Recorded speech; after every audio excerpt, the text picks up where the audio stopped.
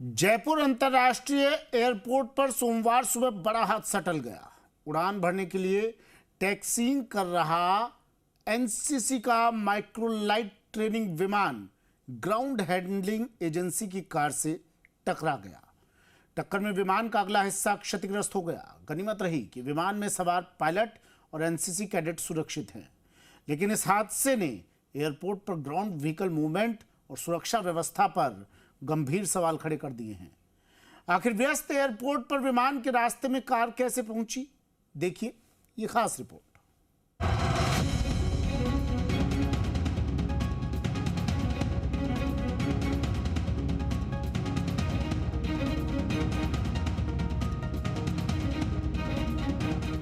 Jaipur airport पर सोमवार सुबह करीब 5 बजे एनसीसी के माइक्रोलाइट ट्रेनिंग विमान के साथ हादसा हुआ।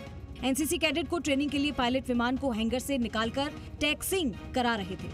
विमान रनवे की तरफ बढ़ ही रहा था कि इसी दौरान ग्राउंड हैंडलिंग एजेंसी इंडोथाई की कार वहां से गुजरी और माइक्रोलाइट विमान से टकरा गई।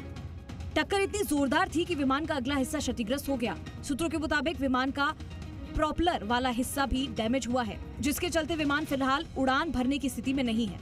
हालांकि राहत की बात ये रही कि विमान में मौजूद पायलट और एनसीसी कैडेट पूरी तरह से सुरक्षित रहे। हादसे के बाद सबसे बड़ा सवाल एयरपोर्ट के एप्रन एरिया में वाहनों की मॉनिटरिंग को लेकर उठ रहा है।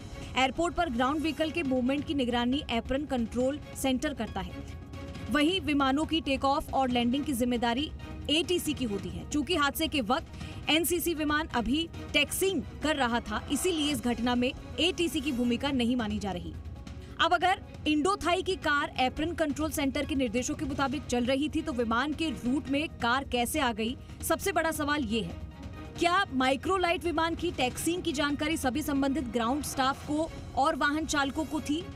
एयरपोर्ट प्रशासन की सख्त निगरानी व्यवस्था के बावजूद हुई इस घटना ने सुरक्षा प्रोटोकॉल पर सवाल खड़े कर दिए हैं। जयपुर एयरपोर्ट देश के व्यस्त एयरपोर्ट्स में शामिल है। यहाँ सामान्य दिनों में रोजाना करीब 90 से 95 विमानों का आवागमन होता है, जबकि सर्दियों में ये संख्या 140 से 150 तक पहुंच जाती है। यानी हर घंटे औसतन 6 से 7 विमान मूवमेंट। ऐसे में सवाल ये भी है कि क्या इतने व्यस्त एयरपोर्ट एनसीसी के माइक्रोलाइट विमान की ट्रेनिंग कराना सुरक्षित है? एयरपोर्ट की सुरक्षा पर सवाल।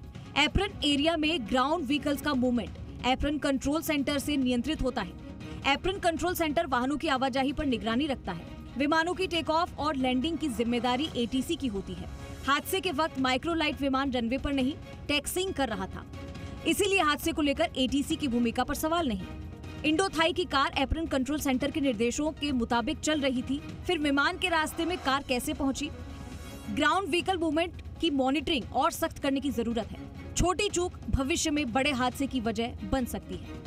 फिलहाल हादसे में किसी की जान नहीं गई, लेकिन एक विमान और ग्राउंड व्हीकल की टक्कर ने जयपुर एयरपोर्ट की सुरक्षा व्यवस्था को लेकर कई सवाल जरूर खड़े कर दिए हैं।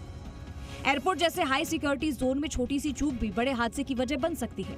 ऐसे में जरूरी है कि एप्रन एरिया में ग्राउंड व्हीकल मूवमेंट की मॉनिटरिंग और सख्त की जाए, ताकि आज का ये हादसा कल किसी बड़ी दुर्घटना में तब्दील न हो। काशीराम चौधरी, जी मीडिया, जयपुर।